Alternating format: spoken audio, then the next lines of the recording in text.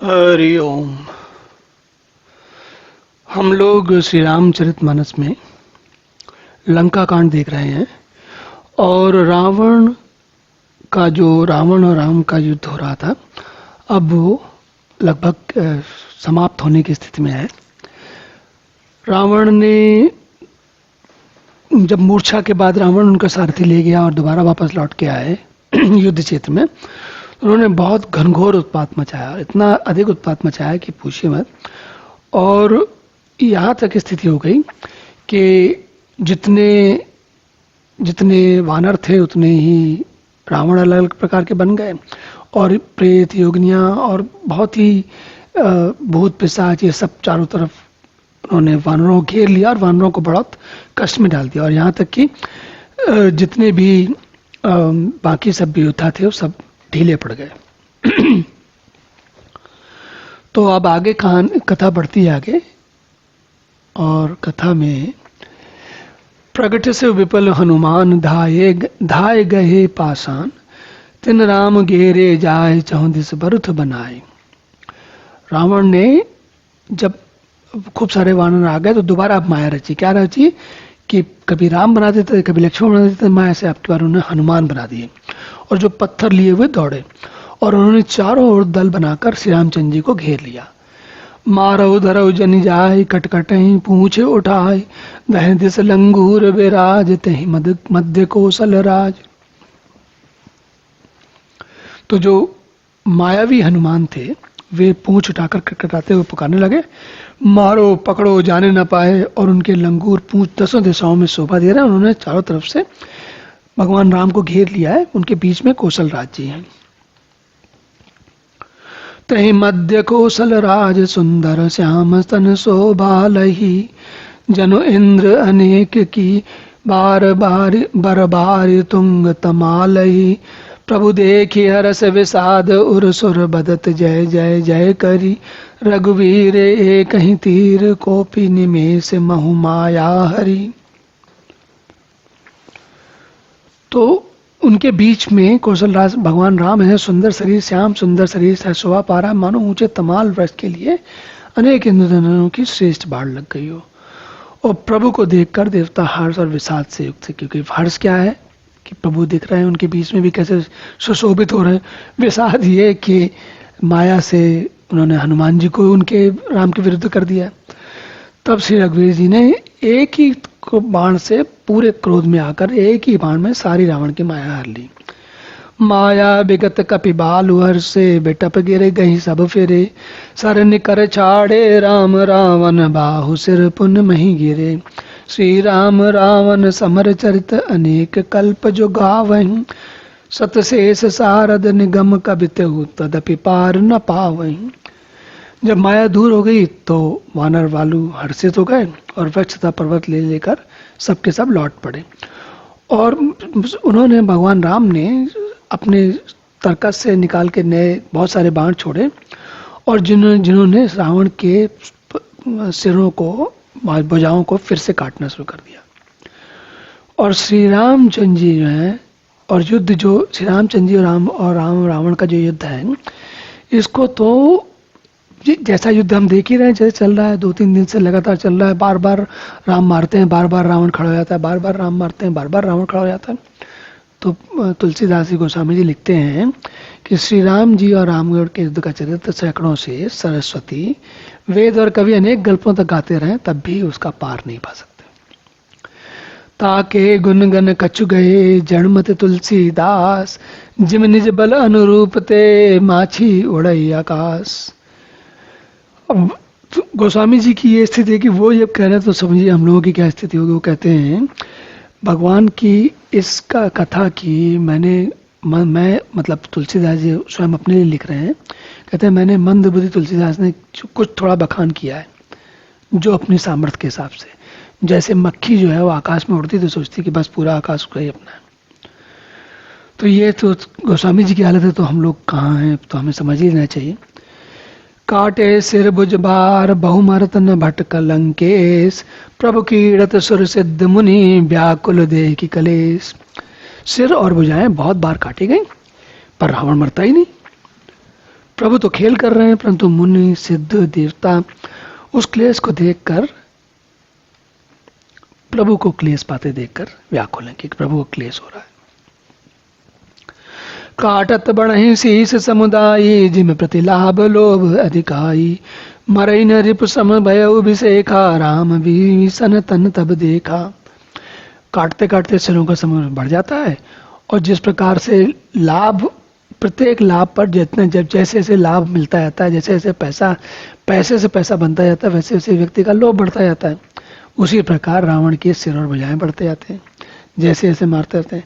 शत्रु मारते रहते हैं, लेकिन शत्रु मारने का चेष्टा हो रही, लेकिन परिश्रम बहुत हो रहा है, लेकिन काम नहीं हो रहा। तब श्री रामचंद्र जी ने विभीषण की ओर देखा कि भाई क्या क्या कहना चाहिए। उमा काल मर जाकी इच्छा, सो प्रभुजन कर प्रीति परीक्षा, सुन सर्वज्ञ चराचर नायक, प्रणपाल सुर मुनि सुखदायक। तो भगवान शंकर जी कहते हैं कि जो जिनको सब कुछ पता है, जिनकी इच्छा मात्र से काल भी मर जाता है, वही प्रभु अपनी प्रीति की परीक्षा लेने के लिए विभीषण से पूछ रहे हैं। क्या कह रहे हैं? तो विभीषण कहते हैं, सुन सर्वज्ञ चराचर नायक, हे भगवान आप तो सर्वज्ञ हैं, सारे चराचर के आप ही नायक हैं, और आप ही सबके शरणागत के पालने वाले हैं, सुर मुनियों को सुख देने वाले हैं।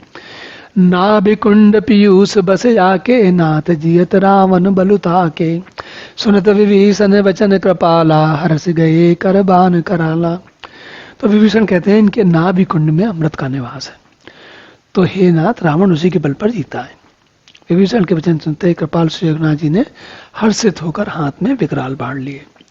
भगवान चाहते तो स्वयं कर सकते, लेकिन अपने भक्त को भी तो उन्हें कुछ श्रेय देना है ना। अशुभ होन लागे तब नाना, रो वहीं कर काल बहु सुहाना, बोल खग जग आरती हेतु, प्रकट भये नभ जय तय केतु। उस समय नाना प्रकार के अशकुन होने लगे, बहुत से गधे सियार कुत्ते ये सब रोने लगे, और बहुत अलग, जो जगत में बहुत जब कोई दुख हो जाता है, कोई बहुत ही कष्टकारी घटना होने वाली होती है, तो पशु पक्षी सब उनके बिल्कुल घबरा जाते हैं, उनके बड़े चीत्कार करते हैं, बड़ी आवाजें करने लगते हैं। तो वही स्थिति हो गई आकाश में, जहां तहां केतु पुच्छल तारे प्रकट हो गए। और 10 दिस दाहोन अति लागा, भयो परब बिनु रवि उपरागा, मंदोदरी और कंपति भारी, प्रतिमा श्रवण नयन मग भारी। 10 दिशाओं में, अब रावण के मरने का समय है, तो 10 दिशाओं में अत्यंत दाह होने लगा, बिना ही पर्व के सूर्य ग्रहण होने लगा, जब योग नहीं है, समय नहीं है, लेकिन फिर भी सूर्य ग्रहण हो रहा है। और मंदोदरी के हृदय में कंपन होने लगा, मूर्तियां नेत्र मार्ग से जल बहाने लगी, सब कुछ विकट हो गया। प्रतिमा रुदहि पविभात, नभ अति बात बह डोलति मही, बरसही बलाहक रुधिर कचरज, अशुभ अति सक को कही, उत्पात अमित बिलो की नभ सर, बिकल बोलहि जय जय, सुर सब है जानि कृपाल, रघुपति चाप सर जो रत भय।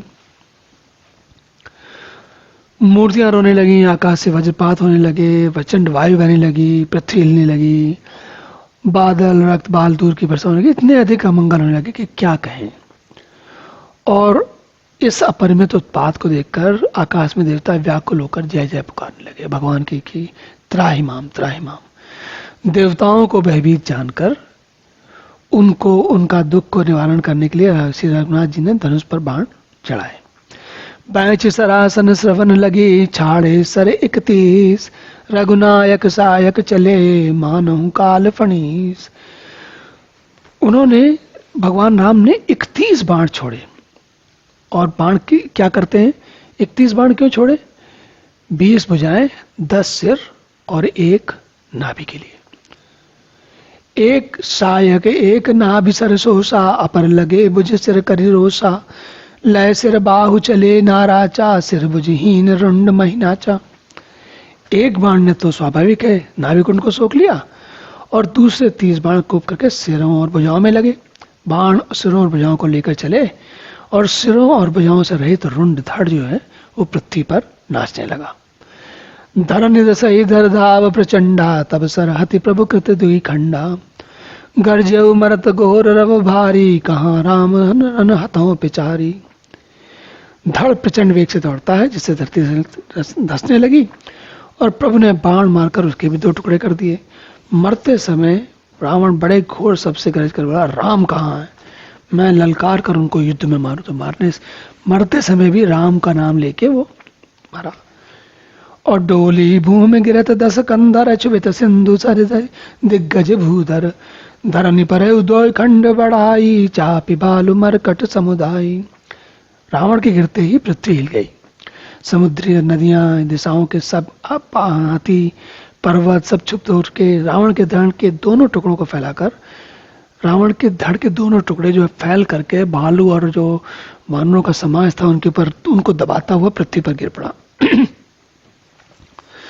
मंदोदरी आगे बुझ सीसा, धरि सर चले जहां जगदीसा, प्रभु से सबन संग महु जाई, देख सुन दुंदुभी बजाई। रावण की भुजाओं और सरों को मंदोदरी के सामने रखकर राम बाण वहां चले जहाँ राम भगवान राम के बाण अपना काम करके वापस रामचंद्र जी के पास पहुंच गए और सब बाण जाकर तरकस में प्रवेश कर गए। यह देखकर सब देवताओं ने नगाड़े बजाए। तासु तेज समान प्रभु आनन, हरणे देख शंभु चतुरानन, जय जय धुनिभु पूरी ब्रह्मांडा, जय रघुवीर प्रबल भुजदंडा। रावण का तेज प्रभु के मुख में समा गया। यह देखकर शिव जी और ब्रह्मा जी हर्षित हुए। ब्रह्मांड भर में जय जय की ध्वनि बढ़ गई। प्रबल भुजदंडों वाले श्री रघुवीर की जय हो, इस प्रकार से बात होने लगी। बरसहि सुमन देव मुनि वृंदा, जय कृपाल जय जयति मुकुंदा। देवता और मुनियों के समूह फूल बरसाते हैं और कहते हैं, हे कृपालु राम, आपकी जय हो। जय कृपा कंद मुकुंद छंद, हरन सरन सुख पद प्रभो, कल दल विदारन परम कारण, कारुणिक सदा विभो। सुर सुमन बरसई अरस संकुल, बाज दुंदुब गए गई, संग्राम अंगन राम अंग अनंग, बहु शोभा लई। हे कृपा के कंद, हे मोहचाता मुकुंद, हे राग द्वेष हर जन्म सबको हरने वाले, खल दल विधारण, शत्रुओं के दल का विधारण करने वाले, सभी के परम कारण और सभी पर करुणा रखने वाले, सभी कारणों के भी कारण और सदा करुणा वाले, आप हे सर्वव्यापक विभो, आपकी जय हो। देवता इस प्रकार सुर सुमन बरसई हरस, सब देवता लोग पर फूल बरसाने लगे और चारों तरफ दुंदुभी गए गए, विभिन्न प्रकार के नगाड़े बजने लगे। इस प्रकार रणभूमि में श्री रामचंद्र जी के अंगों ने बहुत से कामदेवों की सेवा, कामदेवों की शोभा प्राप्त की। रणभूमि में इसलिए कहते हैं क्योंकि युद्ध में रावण जैसे भारी प्रबल शत्रु को हराना साधारण व्यक्ति के बस की बात नहीं, इसीलिए भगवान के अंगों की बात हो रही है कि उन्होंने किस द्रुत गति से चले होंगे।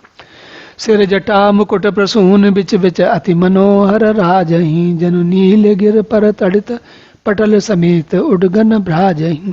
भुज दंड सर को दंड फेरत, रुधिर कन तन अति बने, जनु राय मुनि तमाल पर बैठी, विपुल सुख आपने। सिर पर जटाओं का मुकुट है, इनके बीच में अत्यंत मनोहर पुष्प शोभा दे रहे हैं और मानो नीले पर्वत पर बिजली के समूह सहित नक्षत्र सुशोभित हो रहे हूं। श्री राम जी अपने भुजदंडों से बाल और धनुष फिरा रहे हैं, देख रहे हैं, उनको संभाल रहे हैं। शरीर पर रुधिर के कण अत्यंत सुंदर लगते हैं, रुधिर रक्त के भी हैं। मानो तमाल के वृक्ष पर बहुत सी ललमुनिया चिड़ियां अपने महान सुख में मग्न हुई निश्चल बैठी हो।